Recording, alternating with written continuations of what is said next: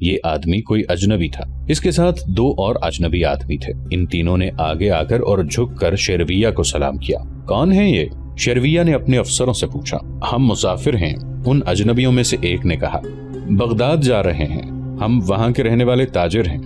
हम आप ही की रियाया हैं, उनमें से एक और ने कहा। यहाँ से गुजरे तो उन्होंने बताया कि शहजादा शेरविया शिकार खेलने आए हैं। आपको देखने की ऐसी तमन्ना थी कि हम रुक गए।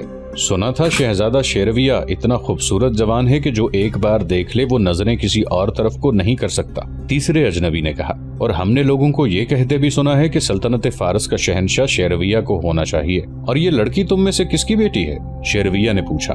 तीनों ताजिरों ने एक दूसरे की तरफ देखा और खुसर फुसर की।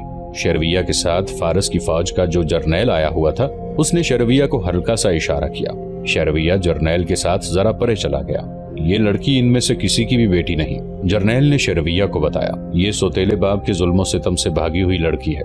हम इनसे पूछ चुके हैं। इस लड़की का बाप मर गया तो माँ ने दूसरी शादी कर ली। लड़की को आप देखें, क्या इतनी खूबसूरत लड़की आपने पहले कभी देखी है? सौतेले बाप की नीयत इस लड़की पर खराब हो गई। माँ इसे बाप से बचाती रही। इत्तेफाक से माँ को इन ताजिरों का पता चला कि बगदाद में एक आला हाकिम एक बहुत ही खूबसूरत और नौजवान बीवी की तलाश में है। माँ ने इन ताजिरों को जानने वाले 2-3 शुरफा की यकीन दहानी पर कुछ रकम के एवज ये लड़की उनके हवाले कर दी। अब ये लड़की को बगदाद ले जा रहे हैं। इनसे पूछो लड़की की क्या कीमत लेते हैं, शेरविया ने कहा। और इन्हें साथ ले चलो, मैं इन्हें कीमत अदा करूंगा। ताजिरों ने इतनी ज्यादा कीमत बताई जो शेरविया जैसा शहजादा भी सुनकर हैरान हो गया। मैं चाहूं तो लड़की को बिला कीमत यहीं रख सकता हूं, शेरविया ने कहा। और तुम बगदाद कभी भी नहीं पहुंच सकोगे। होने वाले किसरा से हमें ऐसी बेइंसाफी की तवक्को नहीं थी, एक ताजिर ने कहा। इश्क इंसाफ और बेइंसाफी में तमीज नहीं किया करता, शेरविया ने कहा। मुझे इस लड़की से इश्क हो गया है। हमने इस लड़की की जो कीमत अदा की है वो तो हमें मिलनी चाहिए, ताजिरों में से एक ने कहा। लड़की ये गुफ्तगू सुन रही थी। वो दौड़कर शेरविया के पास आ गई। मैं इन लोगों के साथ नहीं जाऊंगी, लड़की ने शेरविया के आगे 2 जानों होकर और उसके दोनों हाथ अपने हाथों में लेकर रोते हुए कहा। ये लोग मुझे रक्कासा बनाकर दौलत कमाएंगे और मेरी इस्मत के साथ खेलेंगे। मैं इनकी मिल्कियत में नहीं। मैं किसरा के शहजादे से इंसाफ और तहफ्फुज चाहती हूँ। क्या शहजादा मुझे अपनी पनाह में नहीं ले सकता? क्यों नहीं? शेरविया ने कहा। मैंने तुम्हें अपने दिल में पनाह दे दी है। शेरविया ने लड़की को बाजुओं से पकड़कर उठाया और उसे अपने बाजुओं के घेरे में लेकर अपने साथ चिपका लिया। तुम तीनों, शेरविया ने लड़की को अपने सामने से हटाकर कहा, अपने घोड़ों पर सवार हो जाओ और अपनी मंजिल की राह लो। हुक्म उदूली की सजा जानते हो क्या है? तीनों ताजिर अपने घोड़ों पर सवार हुए और चल पड़े। रात का पहला पहर था। वही जर्नैल और वही आला हाकिम जो शेरविया के साथ शिकार पर गए थे, किसरा परवेज के पास बैठे उसकी मदासराई कर रहे थे। आज हमारा शहजादा शेरविया शिकार खेलने गया था, परवेज ने कहा। और सुना है तुम सब उसके साथ थे? हाँ किसरा आजम, जर्नैल ने कहा। शहजादा नौजवान है, हम उसे अकेला नहीं छोड़ सकते थे। क्या शिकार था? एक हिरन, किसरा आजम, एक हाकिम ने जवाब दिया। हम आपके साथ शहजादे की शिकार की ही बात करना चाहते हैं, जर्नैल ने कहा। शहजादा शेरविया एक नौजवान लड़की को अपने साथ लाया है। जर्नैल ने तफसील से सुनाया कि ये लड़की उसके हाथ किस तरह लगी थी। फिर कहा, लड़की इतनी खूबसूरत है कि शहजादा उसी का होके रह जाएगा। सल्तनत फारस दुश्मनों में घिरी हुई है। इन हालात में एक शहजादे को ये इजाजत नहीं होनी चाहिए कि वो इस तरह आजादी से किसी लड़की को महल में ले आए। क्या तुम सब ने उसे रोका नहीं था? किसरा परवेज ने पूछा। बहुत रोका था किसरा आजम, जर्नैल ने कहा। लेकिन हम उसे हुक्म नहीं दे सकते थे, उस पर जबर नहीं कर सकते थे। हम जानते हैं कि एक शहजादे की ये हरकत किसरा जैसी अजीम शख्सियत के लिए नाकाबिले बर्दाश्त होगी, लेकिन हम आपका नमक खाते हैं। हमारे जानो माल अजीम सल्तनत फारस के वकार और तौसी के लिए वाक़िफ है। जर्नैल अभी बोल रहा था कि एक आला हाकिम ने परवेज को उसके बेटे शेरविया के खिलाफ भड़काना शुरू कर दिया। यही वो जर्नैल था और यही वो आला हाकिम थे जो शिकार पर शेरविया के साथ थे, और उन्होंने इन 3 ताजिरों से ये लड़की छीनने में शेरविया की हौसला अफजाई की और ताजिरों को भगा दिया था। और जब वो लड़की को साथ लिए शिकार से वापस आ रहे थे तो रास्ते में उन्होंने शेरविया की ऐसी मदासराई की थी कि उसे फारस का बादशाह बना दिया था। तख्ते ताउस पर शेरविया ही अच्छा लगता है, और शहजादे के साथ ये मलिका, ज़रतिश्त की कसम ऐसा खूबसूरत जोड़। रियाया शहजादा शेरविया को देखती है तो सर ताजीम और अकीदत से झुक जाते हैं। शेरविया पर एक तो इतनी हसीन लड़की का नशा तारी था, इस नशे में फारस के आला अफसरों के खुशामदाना अल्फाज इजाफा कर रहे थे। शेरविया का सीना फैलता और सर ऊंचा होता जा रहा था। वो यकीनन अपने आप को फारस का शहंशाह समझने लगा होगा।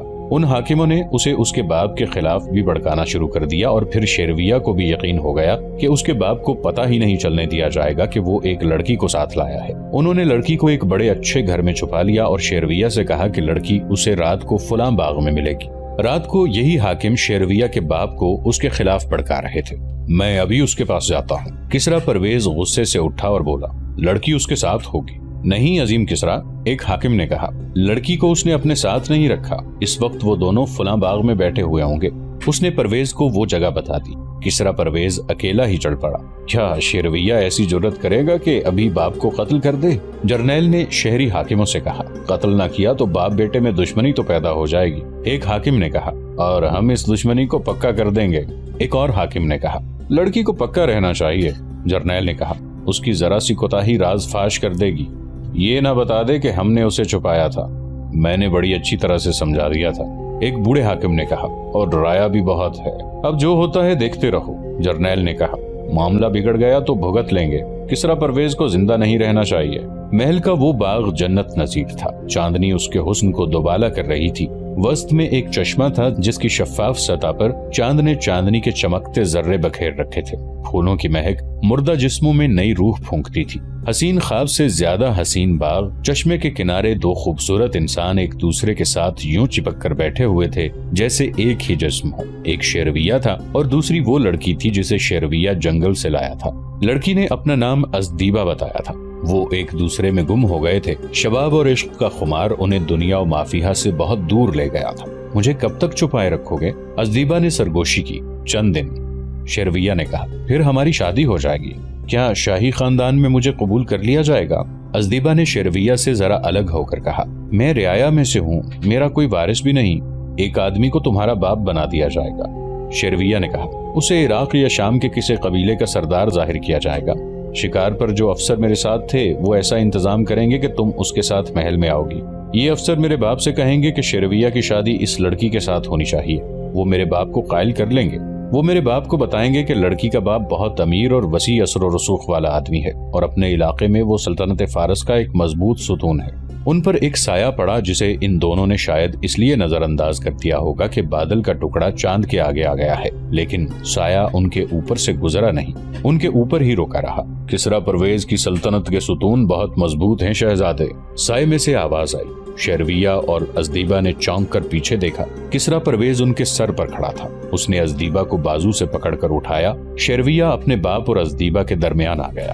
میرے ساتھ بات کریں، شیرویہ نے کہا، اسے میں لایا ہوں، یہ مجھے نہیں لائی۔ پرویز نے ایک آدھ قدم پیچھے ہٹ کر شیرویہ کے منہ پر زور سے تھپڑ مارا۔ کیا تو نے کبھی کسی کو کسریٰ کے راستے میں آتے دیکھا ہے؟ کسریٰ پرویز نے کہا، احمق شہزادے، کیا میں اسی عمر میں تجھے اس طرح ایک لڑکی میں گم ہوتے برداشت کر لوں گا کہ تجھے دنیا کا ہوش ہی نہ رہے؟ چلا جا یہاں سے، آج سے تو محل سے باہر نہ نکلے۔ پرویز لڑکی کو ساتھ لے کر چلا اور شیرویہ وہیں کھڑا وہ گال ملتا رہا جس پر اس کے باپ کا تھپڑ پڑا تھا۔ کچھ دیر بعد لڑکی کسریٰ پرویز کے سونے کے کمرے میں اس کے ساتھ بے تکلفی سے باتیں کر رہی تھی۔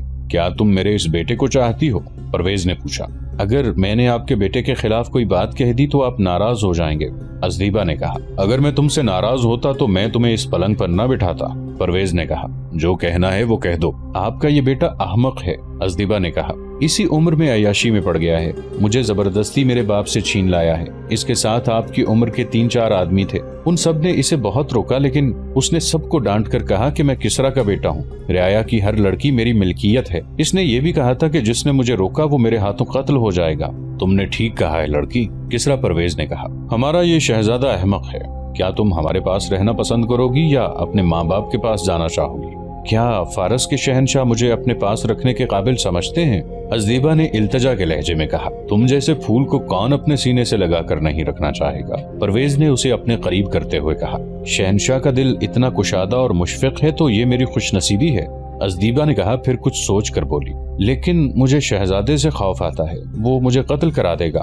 ہم نے اسے محل میں نظر بند کر دیا ہے، کسریٰ پرویز نے کہا۔ وہ محل کی حدود سے باہر نہیں جا سکتا، باغ میں گھوم پھر سکتا ہے اور تم ہر وقت میرے ساتھ رہو گی۔ ازدیبہ کی وہ رات کسریٰ پرویز کے ساتھ گزری۔ اگلے روز پرویز نے شیرویہ کو بلایا اور اسے حکم دیا کہ وہ محل سے باہر نہیں جا سکتا اور محل کے اندر وہ حرم کے کمروں سے قریب سے بھی نہیں گزر سکتا۔ شیرویہ نے باپ کو کھری کھری سنا دی۔ باپ بیٹے میں خاصی بد کلامی ہوئی۔ میں تمہارا جرم معاف نہیں کر سکتا، کسرا پرویز نے کہا، اور معاف کرنے والوں میں سے میں بھی نہیں ہوں، شیرویہ نے کہا۔ اس روز انہی حاکموں میں سے ایک جو شیرویہ کے ساتھ شکار کھیلنے گئے تھے شیرویہ سے ملا۔ ایک باپ کو اپنے بیٹے کے ساتھ ایسا سلوک نہیں کرنا چاہیے تھا۔ حاکم نے شیرویہ سے کہا، کسرا کو چاہیے تھا کہ اس لڑکی کو محل سے نکال دیتا، لیکن لڑکی آپ سے چھین کر اپنے پاس رکھ لی ہے۔ میں نے کسرا کو اپنا باپ سمجھنا چھوڑ دیا ہے، شیرویہ نے کہا۔ ہم دیکھ رہے ہیں کہ کسرا پرویز عیش و عشرت میں گم ہوتے چلے جا رہے ہیں، حاکم نے کہا۔ ادھر مسلمان ایک جنگی طاقت بنتے جا رہے ہیں، رومی الگ ہمارے لیے خطرہ بنتے جا رہے ہیں۔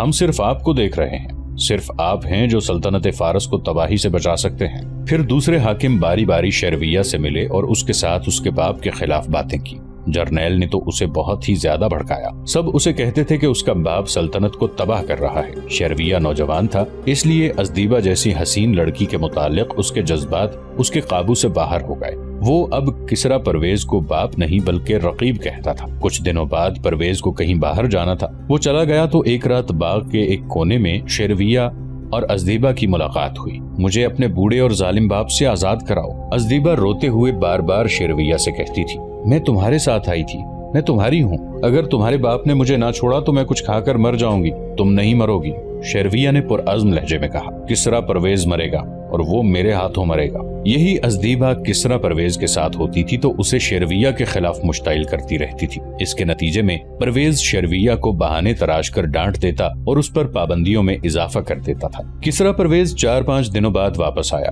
اس عرصے میں ازدیبہ 2 بار شیرویہ سے ملی۔ اس نے اپنے دلکش جسم اور قیامت خیز شباب کی حرارت سے اور زبان کے جادو سے باپ بیٹے کو جانی دشمن بنا دیا۔ اس دوران جرنیل اور 4-5 اعلیٰ افسر شیرویہ سے ملتے رہے اور اس کے دماغ پر یہ نقش کر دیا کہ کسرا فارس وہی ہے، اس کا باپ سلطنت کو تباہ کر دے گا۔ کسرا پرویز واپس آ گیا۔ 1-2 دنوں بعد وہ دربار میں ازدیبہ کو ساتھ لیے تخت طاؤس پر بیٹھا تھا۔ شیرویہ بھی دربار میں موجود تھا۔ رسول کریم صلی اللہ علیہ وآلہ وسلم کا ایلچی پیغام لے کر آیا ہوا تھا۔ پرویز نے اسے پھاڑ کر اس کے پرزے بکھیر دیے۔ اس کے ساتھ ہی اس نے حاکم یمن کو پیغام بھیجا کہ محمد صلی اللہ علیہ وآلہ وسلم کو نعوذ باللہ گرفتار کر کے ہمارے دربار میں پیش کیا جائے۔ شیرویہ یہ دیکھ کر آگ بگولا ہو رہا تھا کہ پرویز ازدیبہ کے بالوں، گالوں اور ہاتھوں سے کھیل رہا تھا۔ ادھر مسلمانوں کا لشکر عراق میں داخل ہو گیا۔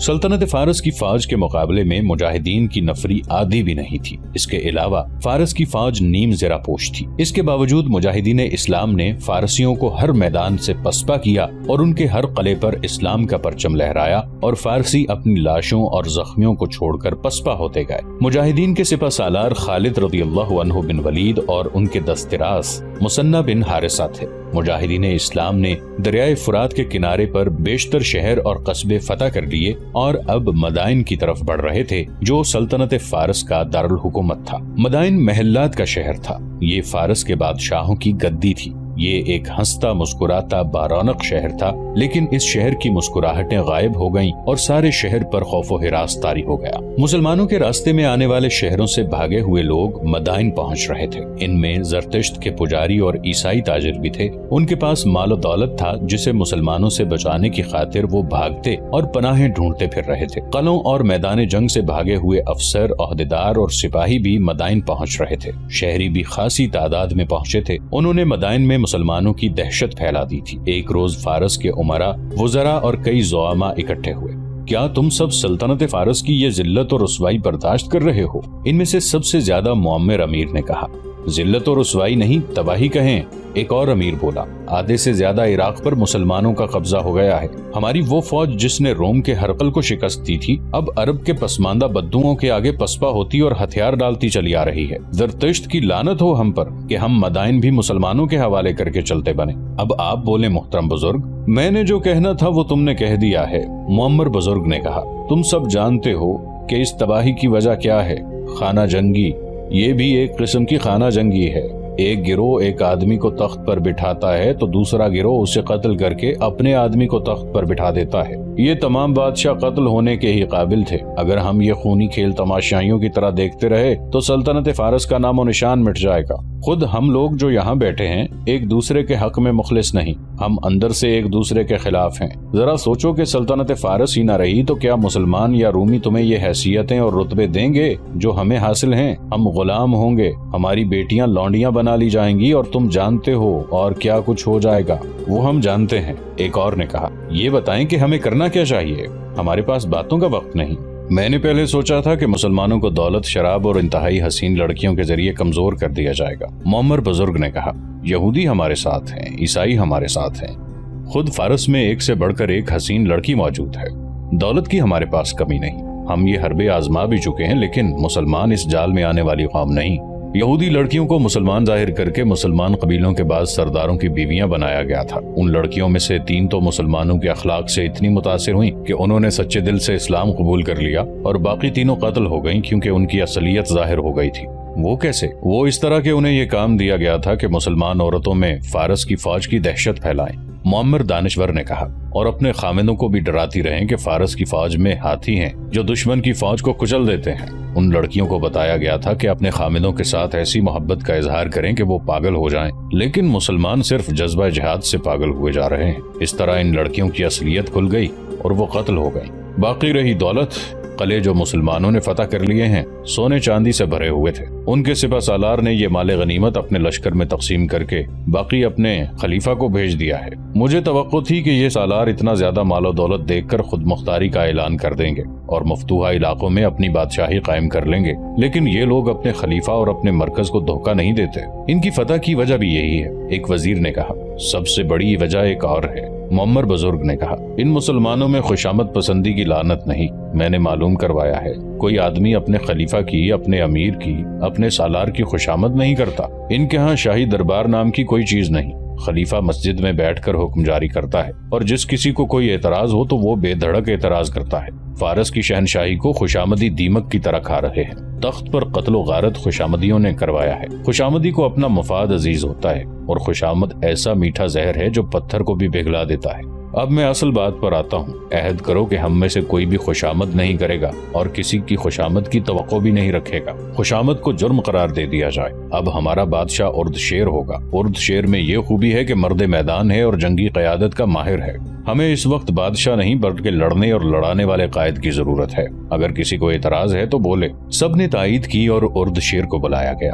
ارد شیر نوشیٹواں عادل کا پوتا تھا۔ اسے ان عمرا نے تعاون کا یقین دلایا اور کہا کہ وہ سلطنت فارس کو سنبھالے۔ آپ اتنی بڑی ذمہ داری مجھے سونپ رہے ہیں، ارد شیر نے کہا، تو میں اسے قبول نہیں کروں گا۔ ہماری فوج کی شکست اور پسپائی کی وجہ آپس کی دشمنی اور خون خرابہ ہے۔ اس کی ذمہ داری آپ لیں۔ میں تخت پر نہیں بیٹھوں گا، میں وہاں جاؤں گا جہاں مسلمان فتح پر فتح کرتے چلے آ رہے ہیں۔ خالد بن ولید کو مسلمانوں نے آسمان سے اترا ہوا فرشتہ بنا رکھا ہے، میں اسے زندہ پکڑ کر لاؤں گا۔ اور وہ محاذ پر چلا گیا۔ ارد شیر اب صرف جنرل ہی نہیں تھا بلکہ شہنشاہ فارس بھی تھا۔ وہ بگولے کی طرح محاذ پر گیا۔ اس نے اپنی فوج کے افسروں کو برا بھلا کہا، چھوٹے کمانڈروں کو گالم گلوچ کی، فوج سے خطاب میں سپاہیوں کو شرم دلائی اور اعلان کیا کہ بگوڑوں کو گھوڑوں کے سمو ترل روندا جائے گا اور پسپا ہونے والے افسروں اور عہدیداروں کو ان جھیلوں میں زندہ پھینک دیا جائے گا جن میں مگرمچھ رہتے ہیں۔ عرب کے ان بدوؤں کو عراق سے نکال دو۔ خالد بن ولید کو زندہ یا مردہ میرے سامنے لاؤ، ان کے سالاروں کو زندہ پکڑ لاؤ، میں تمہیں مدینہ میں دیکھنا چاہتا ہوں۔ وہ دھماکوں جیسی آواز میں بول رہا تھا، اس کی آواز پر عزم تھی، وہ بڑھ نہیں ہانک رہا تھا۔